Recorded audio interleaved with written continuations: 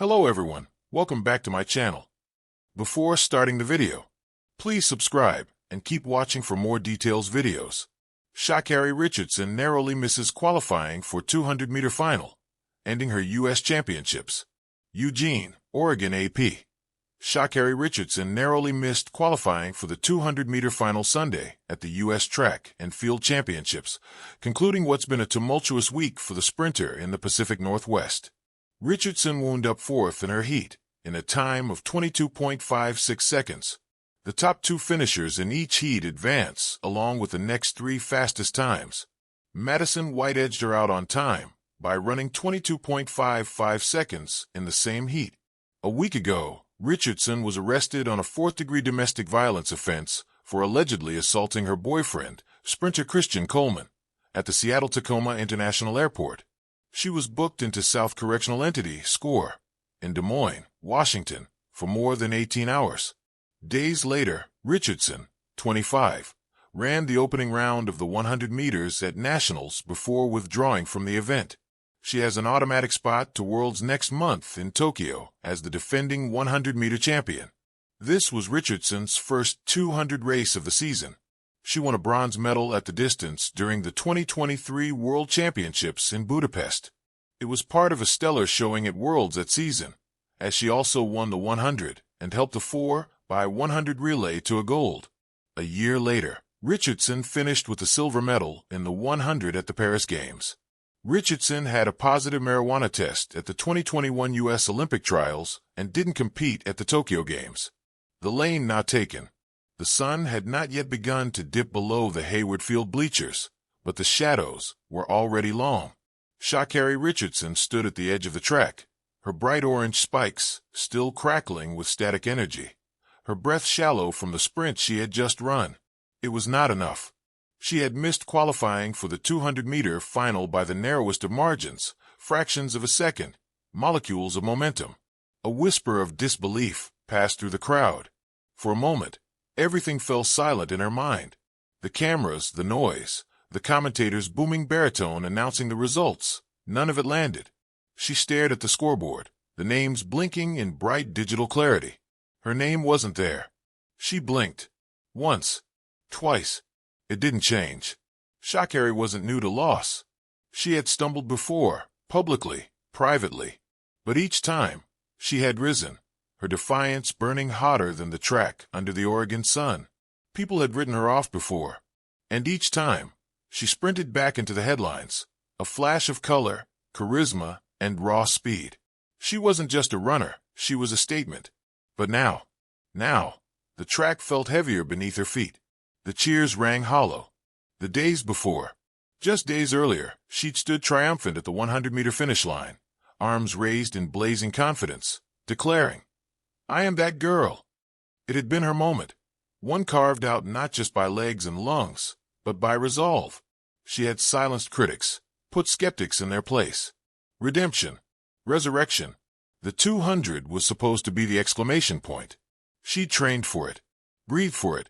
There were no shortcuts to this level. Just pain, precision, passion. Every session had pushed her closer to the edge, faster, leaner, stronger. She had worked on her start, tightened her curve, adjusted her stride. And still, it came down to this, a blink, a breath, a stumble invisible to all but the clock. 1,000 voices. As she walked off the track, towel draped over her shoulder like a veil, the murmurs followed her. Some cheered still, loyal fans, believers. Others whispered, the track world could be cruel in its adoration. Love you when you're winning. Forget you when you're not. She knew what was coming. The headlines, the think pieces, the hashtags. Some would dissect her form. Others would psychoanalyze her character, her hair, her nails, her interviews. They'd say she was distracted, that she wasn't focused, that she was all talk. They always did. But they didn't know her heart. They didn't know what it took to even stand at that starting block, to carry the weight of 1,000 expectations and still have the courage to sprint. Backstage, in the cool dim of the athlete's area, Sha'Carri sat down. Her coach placed a hand on her shoulder. She didn't flinch. She didn't cry.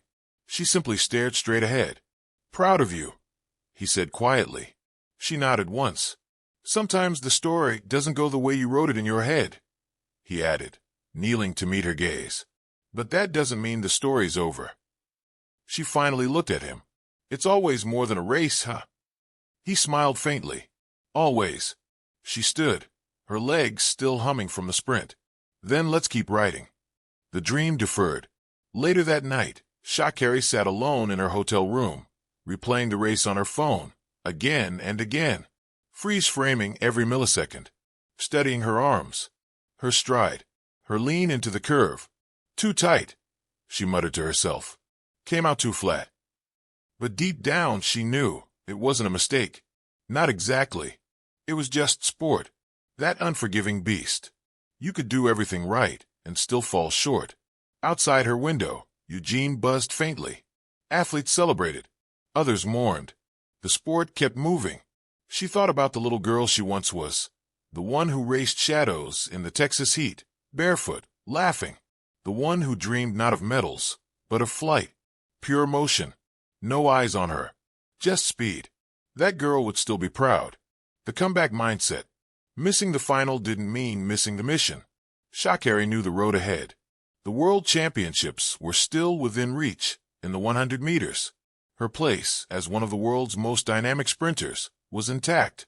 But the sting of the 200 lingered, not because of the loss, but because she knew what she was capable of. It wasn't disappointment in the sport. It was disappointment in herself. The kind that doesn't crush you, but carves you. Let it burn, she whispered, closing her eyes. She'd rise from this, too. That was the one thing they could always count on. Legacy in motion. Sha'Carri wasn't just running races. She was redefining what it meant to be a black woman in elite sports. Bold, brash, beautiful, human. She spoke her truth. She didn't hide her pain. She ran with the names of her ancestors in her stride and the scars of her past in her eyes. And while the 200-meter final would go on without her, the story would not.